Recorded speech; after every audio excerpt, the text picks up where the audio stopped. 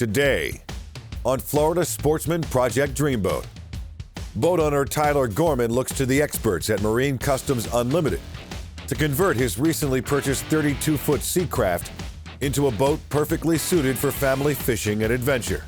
You know, as a little kid, you always dream about what your life's going to be like, and it was a dream that I would, have a boat that I could go over the Bahamas, do some fishing. FS Boating editor Dave East meets with Craig Sutton to discuss the build of his custom-built Panga, headed to explore blue water in Costa Rica. Our boats run 150 to 290 plus trips a year. They're fishing almost every single day. And the crew at MCU works on a custom 30-foot Dorado, being modified for sight fishing inshore. We're going to be switching out the hydraulic tabs that he has on this with new electric Bennett tabs. All coming up on Florida Sportsman Project Dreamboat.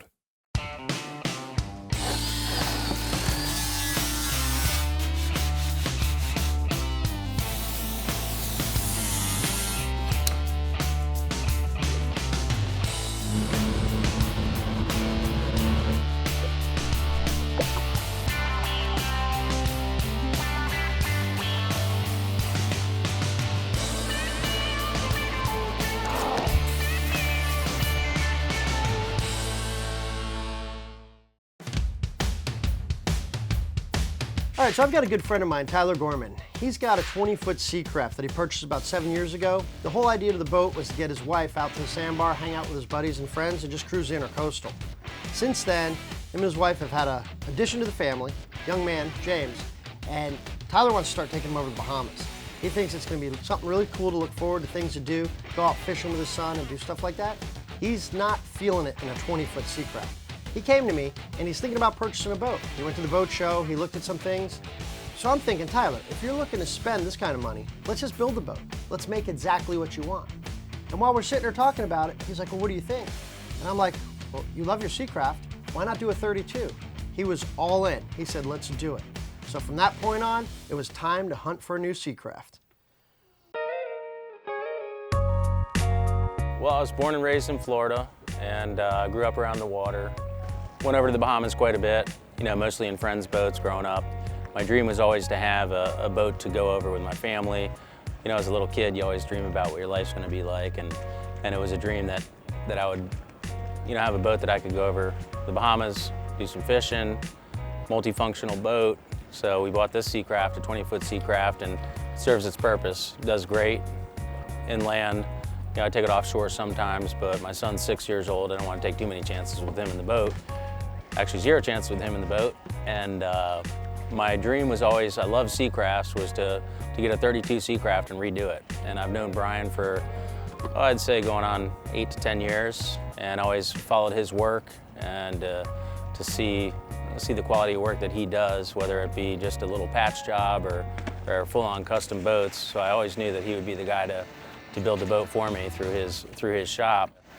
I was looking online, looking all over the country, coast to coast, just trying to find the perfect 32 Seacraft. I didn't want one that, it's going to be high dollar, because I knew I was going to be stripping it down to the bare minimum, and then rebuilding it again. So I found a 32 Seacraft out of New York, and unfortunately it was sold. And so then I found one out of Erie, Pennsylvania, another 32. And it was perfect. It was only in the fresh water. It was in the Finger Lakes up there, and it wound up being a good buy. So we bought it, pulled the trigger on it. Brian sent one of his guys up. We had someone go by and inspect the trailer before he picked it up, and it was snowy up there. It was wintertime, and he wound up broken axle on the way down. It was a heck of a trip. I was thinking to myself, what have I got myself into? This is the first project I've ever taken on like this, rebuilding a boat from scratch. And I'm thinking, oh boy, this isn't getting off to a good start. So we got the boat down here just recently, and went out for a little ride out of the Manatee's Pocket there in Stewart. The ride's nice, and then I almost told Brian, all right, well, the ride's good enough. We don't need to rebuild it. I'll just use it for a little while. And then he laughed at me. But anyway, so we're going to start the project, and we're really excited about it. I wanted a boat that would be multifunctional, like I said, for my family. I mean, we have this. It's a 20-foot Seacraft, and it's good for running around, tooling around the sandbar and everything. But going offshore with my son, he's 6 now. And to get him out there fishing like I grew up is something that's important to me. It's important to me to go over to the Bahamas, as I did growing up, for the weekends and stuff like that, just to get away. And when you're out on the water, I mean, there's no better place to be. You're just, it's, you know, all the cares in the world just kind of go away. So it's a wonderful thing. So we kind of lucked out with this purchase. Prior to us stripping the thing out, this boat is in running working condition. A lot of times when you try to buy a shell boat and try to save money, you're not getting a boat that actually you can turn the key and fire up and run. So before we start stripping this boat down, we took it for a test drive. I wanted Tyler to actually feel and experience what this boat runs and works like before all of our structural and cosmetic enhancements, because that's what's gonna make the world of difference for him when he realizes what he spent on this project. As we took a boat for a ride, Tyler was thinking, oh, maybe we don't have to do anything. And I'm like, no, this boat needs complete renovation. He was thinking, oh, it's working, we can use it for the summer. And I'm like, no, we need to get started. I need to get to work. We need to get this boat done. We've got a lot of work to do. We got the transom to fill in, we've got the back bracket to get ordered. We got to get rid of these motors, try to collect some income off these things, so he's got money to pay me to get this project rolling. So after the sea trial we did with Tyler and convincing him that it's time to work on the boat instead of taking it out for the summer and playing with it, we've started ripping this thing apart. There was a lot of old wiring in this boat. The electronics were really bad. They were totally obsolete to what new technology and things that we have out there today. And the engines, they actually evaluated pretty good. We're gonna be able to sell those things, get some money out of them, but they had no horsepower whatsoever. So when we get this transom closed in and that Armstrong bracket on the back, a pair of 300 Yamahas on this boat, it's gonna be night and day difference. So after the D-rig, now's the time for the real stuff to start to happen. We're gonna get that thing in the glass shop, get Roberto cutting loose on this thing, we're gonna get it rolling. When we come back, the crew at MCU begins the transformation of Tyler's 32-foot Seacraft project. This segment brought to you by Yamaha. Reliability starts here. At Yamaha, reliability is a family tradition. Meet the next generation. 4 new advanced technology-inspired inline 4-cylinder performers. Bred from the reliability and boater satisfaction that is part of Yamaha's DNA. They prove that when power gets lighter, faster, stronger, and smarter, boating gets even better. And more satisfying for boaters like you. Welcome back to Florida Sportsman Project Dreamboat. Join us as the crew at MCU begins the transformation of Tyler's 32-foot Seacraft project. So I've got the guy started on his 32 Seacraft in the glass shop. These boats are great hulls, they're a great working platform. They had some major problems and issues though, and I love touching on correcting those things because then you just make a better boat. So one of the major enhancements to this boat is going to be the fuel tank. To access this tank though, we've literally got to cut the boat up in pieces. They're saddle tanks, they're laid way up on the outside of the hull and they're really shallow, but they're super long. So to get those tanks out, we had to cut the entire deck out of the boat, which is gaining us access to the new center tank that we're gonna build and put down towards the keel of the boat to give the boat a lot more stability. That's gonna help out Tyler when he's out in the ocean in rough seas. It's also gonna help the ride of the boat. This boat's gonna lay down in the waves really nice. So another great enhancement on the back of this 32 Seacraft that we're gonna be doing is closing in the transom. Now, one of the main purposes to this that I like to see it done for is adding the bracket to the back to get your engines a little further off the back of the boat. It actually improves the performance, the fuel economy, but it also helps out where the old cut-down transoms in these boats, these things have been being built since the 60s, okay? Over those years, the course of time, they've had a nickname. They were called the Seacrafts, and that's because of their low cut-down transoms, and they put a live well under the deck all the way towards the back of the transom. It's really easy for the water to get in these boats when they're all loaded down like this. So what we do to fix this problem with the boats sinking a lot is we like to close in the transom, get that live well out of the bilge area underneath the deck and move it up high so you're not bending over to get to the bait. So the real cool thing about being able to build a custom live well, we actually build a PVC chase that runs a line up that we could run our plumbing through and we could build our water pressure up and we drill little holes into the tank on an angle to make the water flow around the oval tank. That way the fish sit in the tank, there's no obstruction for the bait to run around and bang into, and I think it's gonna be a really neat enhancement to this boat and overall project.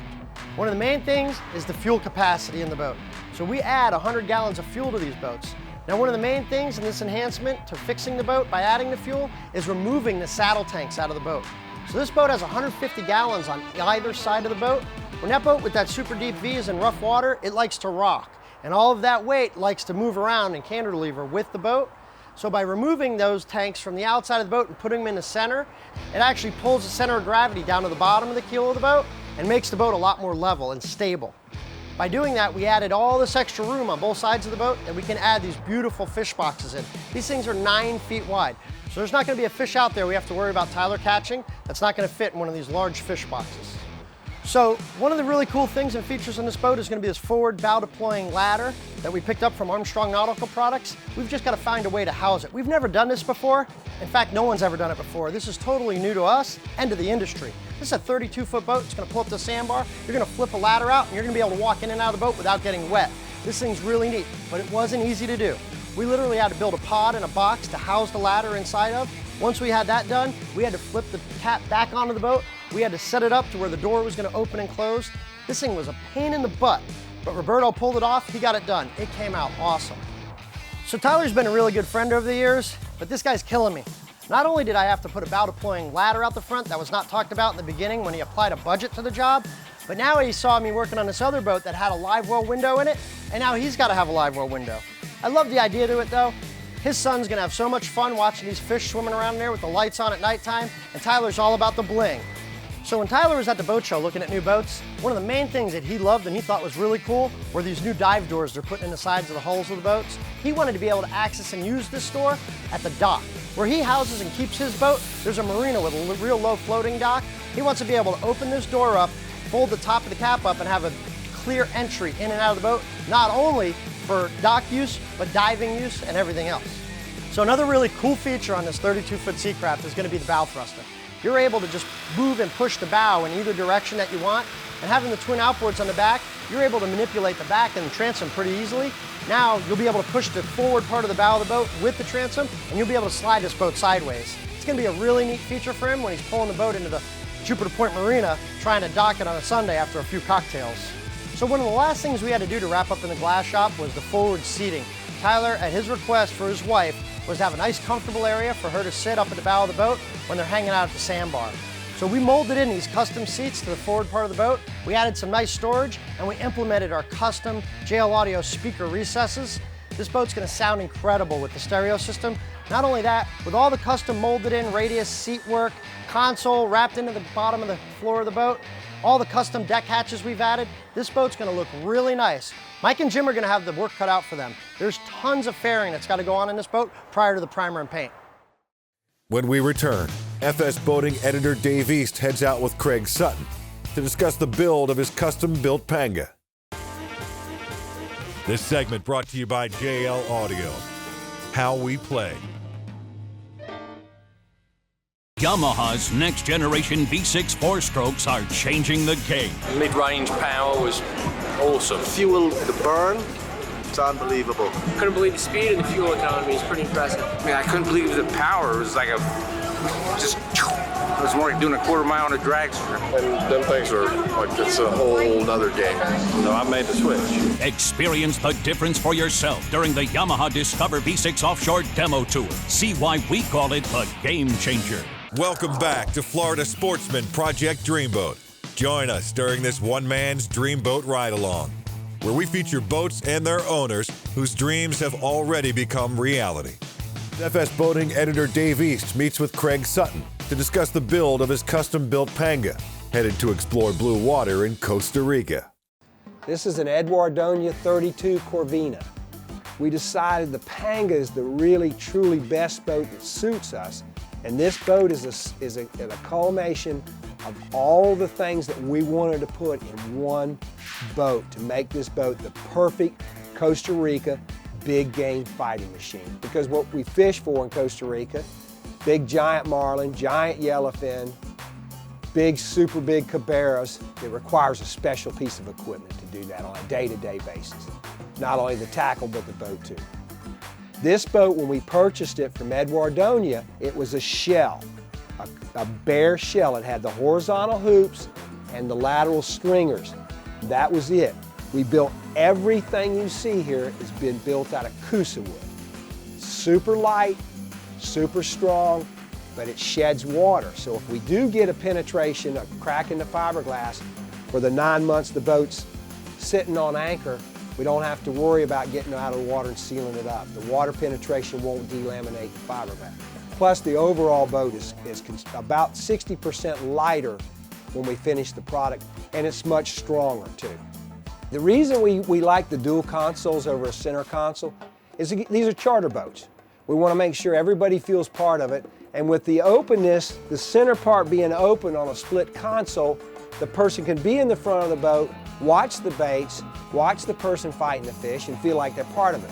Plus the sun's super intense in Costa Rica. We need a lot of sunshade. And these split consoles with the sunshade from side to side and from the front of the consoles back gives you the maximum amount of sunshade. We do a tremendous amount of top water castings. Cabin in the front that you could climb onto and be comfortable while you're top water casting.